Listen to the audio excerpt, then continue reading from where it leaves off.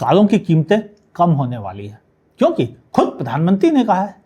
इस बात में कितनी सच्चाई है, कितनी कम हो सकती है, टैक्स स्लैब क्या है इस समय और क्या होना चाहिए, ये सारी बातें समझनी है और आपको भी जानना है कि सच क्या है, कितने का फायदा होने वाला है। मैं हूं आपका होस्ट अमित और आप देख रहे हैं आस्क कार गुरु। हाँ, प्रधानमंत्री ने लाल किले पर खड़े होकर पूरे देश से कहा, हम जीएसटी में रिफॉर्म ला रहे हैं और वह भी तोहफा हम आपको दीपावली से पहले देने जा रहे हैं। हम नेक्स्ट जनरेशन जीएसटी रिफॉर्म्स लेकर के आ रहे हैं।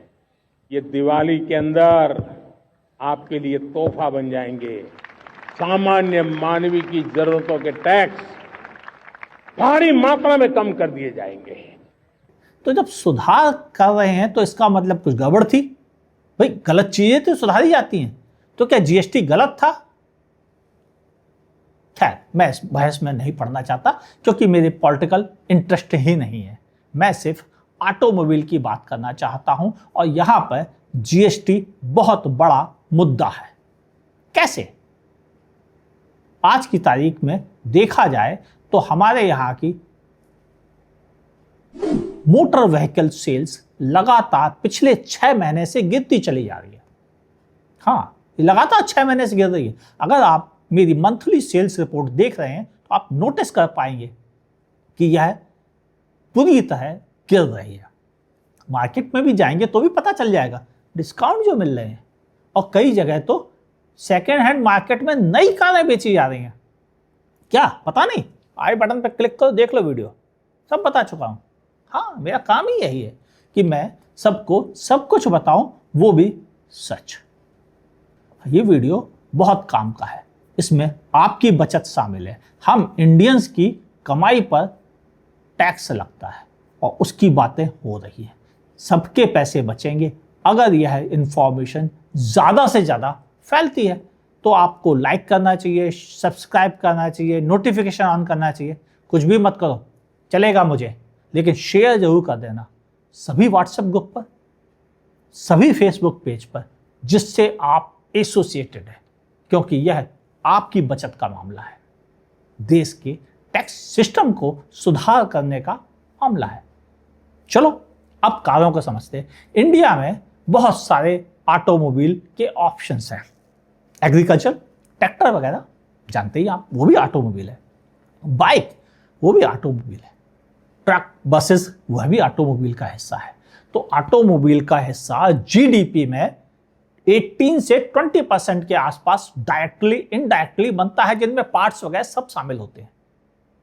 यानी जीडीपी पे ऑटोमोबाइल का योगदान सबसे ऊपर है। तो फिर सबसे ज्यादा असर भी तो इसी का पड़ेगा, और पड़ना क्यों नहीं चाहिए। एक तब वहां पे अमेरिका में बैठा हुआ वहां का प्रेसिडेंट हम पर 50% टैरिफ थोप रहा है। नेचुरल है कि हमारी जीडीपी पर असर पड़ेगा। बचाने का इससे अच्छा कोई तरीका नहीं है कि आप जीएसटी रिफॉर्म लाओ और टैक्स कम करो और इंडियन से ही पैसा निकाल लो कि अमेरिका जैसे देश से कहो क्या ऐश कर, हम अपने आप में बहुत खुश हैं। और शायद इसी को आत्मनिर्भर कहते हैं। मेरी नज़र में सरकार, इस पार्टी, उस पार्टी की नज़र में क्या, मुझे नहीं पता। मेरी नज़र में इसी को आत्मनिर्भर कहते हैं। तो फिर जीएसटी है क्या, कितना लगता है, इसे समझते हैं। इंडिया में जीएसटी की सबसे टॉप मोस्ट, सबसे ज्यादा जीएसटी की शर्त जो है वो है 28%। ये तो गवर्नमेंट कहती है भी, लेकिन कारों पर 28 से ज्यादा ही है। कैसे है उसका भी समझो सारा।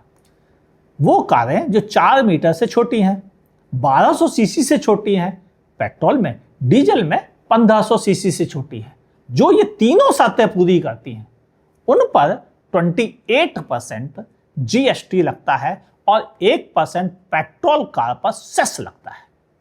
यानी 29 हो गया। तो चलो छोड़ जाने देते हैं। और अगर आप डीजल चला रहे हैं तो उस पर आपको 28 + 3% यानी 31% के आसपास जीएसटी लगता है।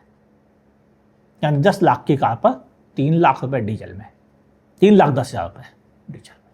चलो, ये तब जब आपकी कार 4 मीटर से छोटी, लेकिन अगर आपने क्रेटा खरीदी, ब्रेजा खरीदी, ग्रैंड विटारा खरीदी, हैरियर खरीदी, सफारी खरीदी और इनोवा खरीदी, आर्टिगा खरीदी, भाई ये लग्जरी कारें नहीं है, ये सब काम की कारें हैं, हम इंडियंस के काम की कारें हैं।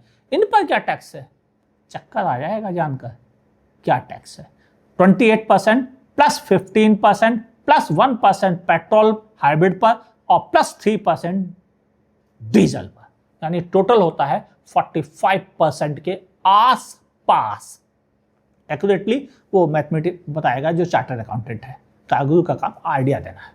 यानी इतना बड़ा टैक्स लगता है इन कारों पर, यानी 10 लाख की कार पर सीधे सीधे सच्चे शब्दों में कहा जाए 4,30,000 रुपए।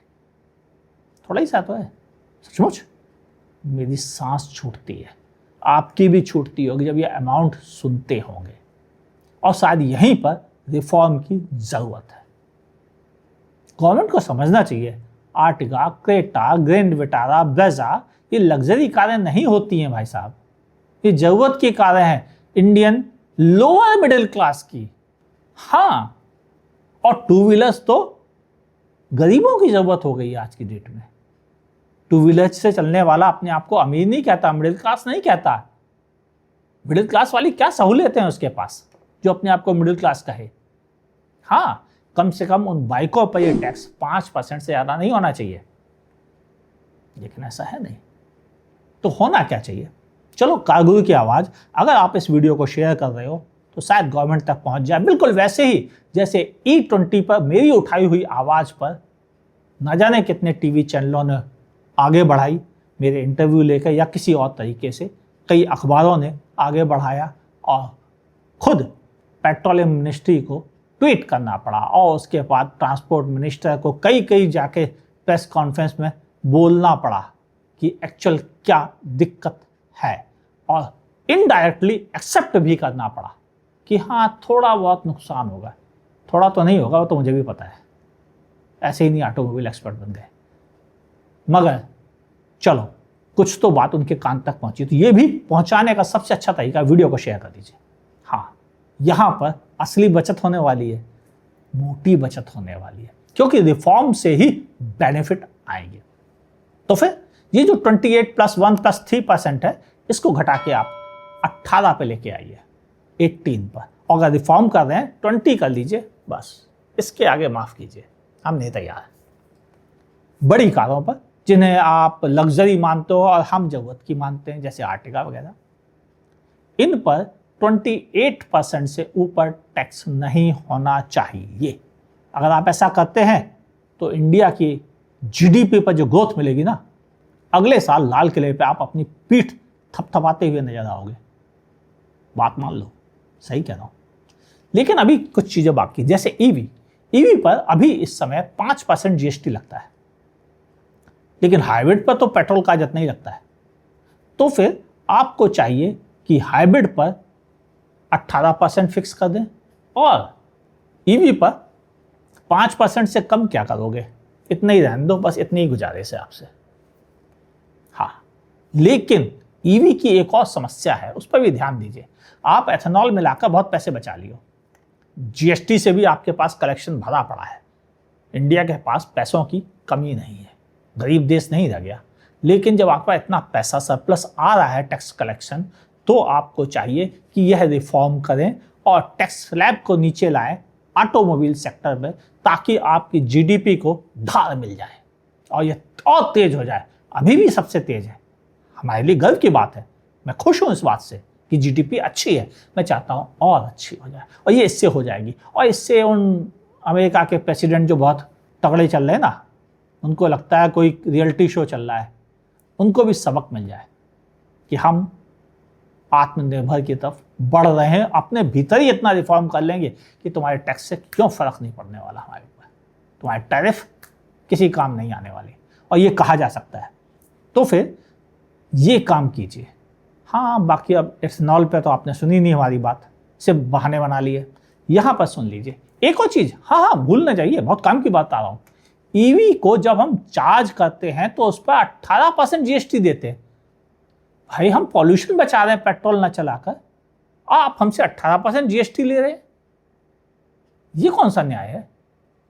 0% होना चाहिए।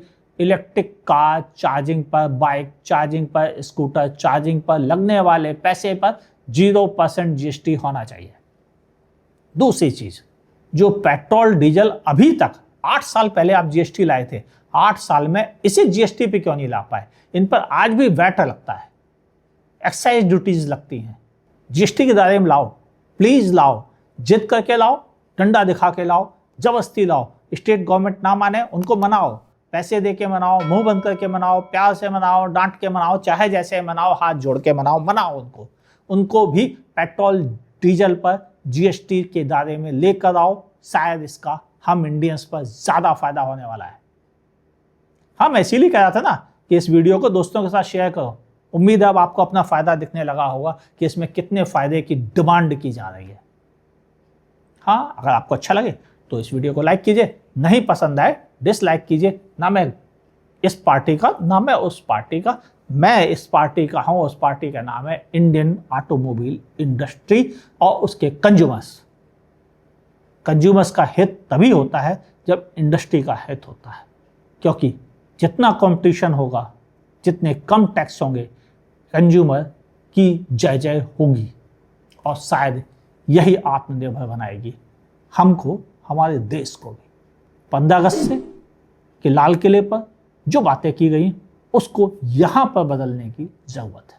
उम्मीद है अब आप मेरी बात समझ गए होंगे। इस वीडियो को इतना शेयर कर दीजिए कि जिन तक E20 की आवाज़ पहुँची बड़ी देर में, उन तक ये भी पहुँच जाए, भले वो माने या ना माने पहले की तरह, लेकिन पहुँच जाए।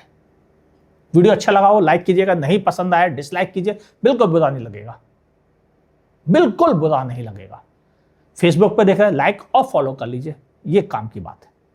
यूट्यूब पे देख रहे हैं सब्सक्राइब कीजिए, नोटिफिकेशन ऑन कर लीजिए, यह भी काम की बात है, क्योंकि कारगुरु की आवाज़ अब तेज होती जा रही है और कंज्यूमर के काम की थी, है और रहेगी।